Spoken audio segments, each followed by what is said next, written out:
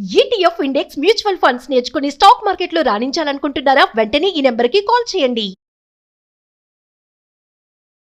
Hi Usha. So Usha, America కాస్త అప్పుల America అయిపోయింది. అదే అప్పులు చేయడం అదేదో అంటారు చూడు, వెంకిపెళ్లి సుబిచావుకు వచ్చింది అన్నట్లు ఆ అప్పులు కాస్త మిగిలిన దేశాల మీద బాగా పిడిపడేలా ఉంది. అసలు అంత అప్పులు ఎందుకు అయ్యాయి? మిగిలిన అదర్ కంట్రీస్ మీద ఎలాంటి ప్రెజర్ ఉంటుంది? రాధా, నేను అంటున్నానని కాదు, రేపొద్దున ఈ యుఎస్ ఎంట్రీ అవ్వాలంటే వాళ్ళని తిట్టిన వాళ్ళని ఈ వీడియోలన్నీ పెట్టమని చెప్తున్నారు. సో నాకేమైనా ప్రాబ్లం లేదు. బట్ కానీ నేను ఒకటైతే చెప్పాలనుకుంటున్నాను. ట్రంప్ అనే ఆయన హిస్టరీ చూసుకుంటే, I was in US when elections were happening. ఆయన అంతకుముందు ఎలక్ట్ అయినప్పుడు కూడా కంట్రీని ఉద్ధరిస్తాడు.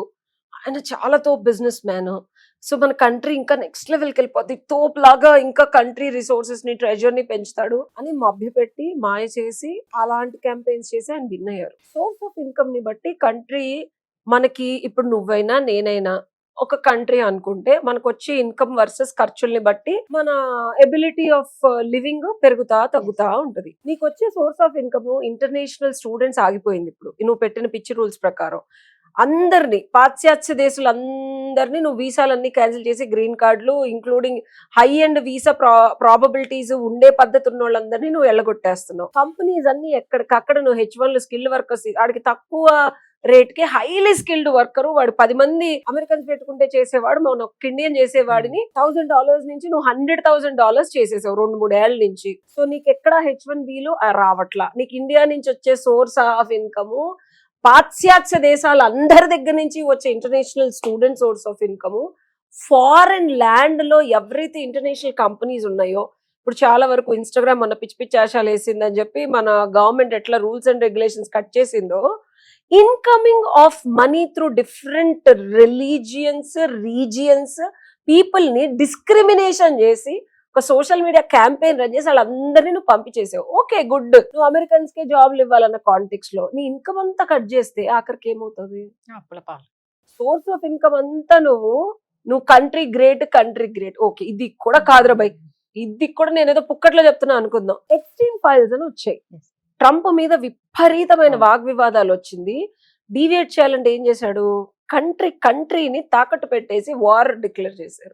దానికి డబ్బులు ఎక్కడి నుంచి వస్తున్నాయి? ఖర్చులు ఏంటి? నువ్వు ఉన్న ఇన్కమ్ ని కట్ చేసావు, రిసోర్సెస్ అన్నిటిని అన్నెసెసరీ వార్స్ కి నువ్వు సపోర్ట్ చేస్తున్నావు. రీసెంట్ గా ఇప్పుడు ఇంకో వార్ డిక్లేర్ చేయాల్సిన అవసరం ఏముంది? నువ్వు యాజ్ ఏ పర్సన్ గా నిన్ను ఎవరైనా ప్రశ్నించినా, నిన్నెవరైనా క్వశ్చన్ చేసిన, తుగ్లక్ పాలన అనేవాళ్ళు మనకి ఇది వరకు గుర్తుందా? సో తుగ్లక్ పాలన, తుగ్లక్ వేషాలు వేస్తున్నావేంట్రా అని ఇప్పటికీ మనకు ఆ నానుడు ఉంది. ఆయనకి ఏది నచ్చితే అది చేస్తాడు. ఇక్కడ ఒక వ్యాపారస్తుడు అనేవాడు అమెరికన్స్ కూడా నమ్మింది, తనంత పెద్ద బిజినెస్ పర్సన్ కాబట్టి కంట్రీని కూడా నెక్స్ట్ లెవెల్ కి తీస్తాడని.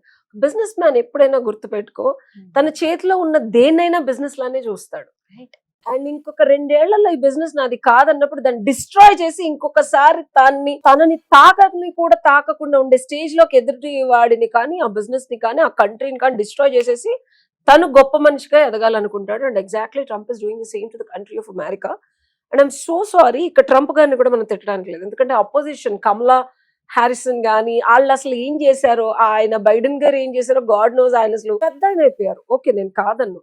ఎప్పుడైతే అపోజిషన్ స్ట్రాంగ్ గా ఉండదో, గతిలేని మహాప్రభువులే ప్రస్థానాలు చేసి రాజ్యాధికారాన్ని ఏలుతారు. ఇక్కడ మన ఇండియాలో ఉన్న దౌర్భాగ్యం లాస్ట్ 30-40 years, 8 years ఇండిపెండెన్స్ లో 70 years ఆ దౌర్బల్యం ఉంది. కరెక్ట్ అయిన అపోజిషన్ లేక వి బీన్ రూల్డ్, డెవాస్టేట్ అయిపోయి, డిగ్రేడ్ అయిపోయి, దరిద్రం వచ్చి, అప్పుల పాలు అయిపోయి, తినటానికి తిండి లేక, రైట్స్ వచ్చి, అగ్రికల్చర్ లేక, మన ల్యాండ్ ని తీసుకెళ్లి ఊరోళ్ళ అపోజిషన్ వాళ్ళందరికీ ఇచ్చి, వాళ్ళు మన మీద టెర్రరిస్ట్ ఎక్కడ కమాన్ చెయ్యండి, బాంబేలో బాంబులు వేయండి, ఢిల్లీని ఆక్రమించండి, కాశ్మీర్ ని ధ్వంసం చేయండి అని మనమని రైట్ అపోజిషన్ లేక, the moment we got a right opposition, నేను ఎక్కడ దేని సపోర్ట్ చేయట్లా, everybody has their own floss.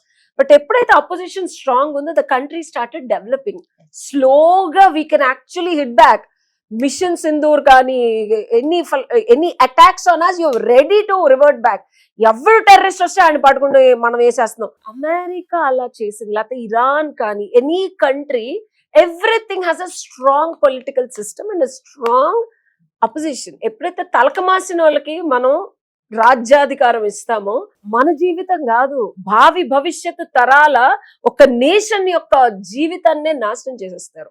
So this is the classic example.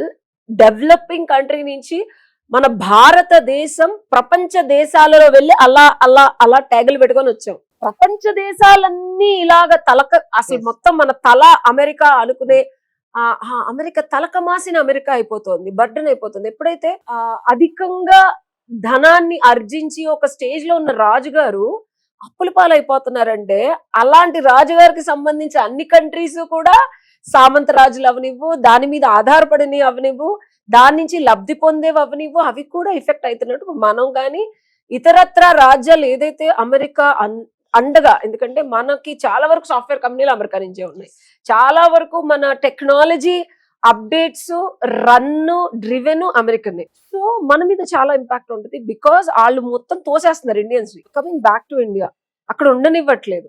ఇంకోటి అక్కడ ఎకానమీ కూడా పడిపోతుంది. సో ఇక్కడ మనకి డాలర్ రేటు పడిపోబోతుంది, లైవ్హుడ్ అంటే లైవ్లీహుడ్, క్వాలిటీ ఆఫ్ ఒక మంచి జీతం వచ్చేది పడిపోతుంది. ఫ్యూచర్ లో జాబ్ ఆపర్చునిటీస్ ఇక్కడ లేకపోయినా అక్కడికి వెళ్ళి ఎత్తుక్కోవచ్చు అనేది పడిపోతుంది. అండ్ వాళ్ళకే డబ్బులు లేకపోతే వాళ్ళు ఇండియాలో ఎక్కడ అవుట్ సోర్స్ చేస్తారు అని అనుకుంటారు. కానీ ఇంకో బెస్ట్ థింగ్ ఏంటంటే మంచి పురులన్నీ ఇండియాకి వచ్చేస్తున్నాయి, అక్కడ చేయట్లేదు. సో అక్కడ అమెరికన్ కంపెనీస్ ఎప్పుడైతే ఎకానమీ పడిపోయిందో, నేను వేరే కంట్రీస్ గురించి అయితే చెప్పను, మన Indians they know the ability.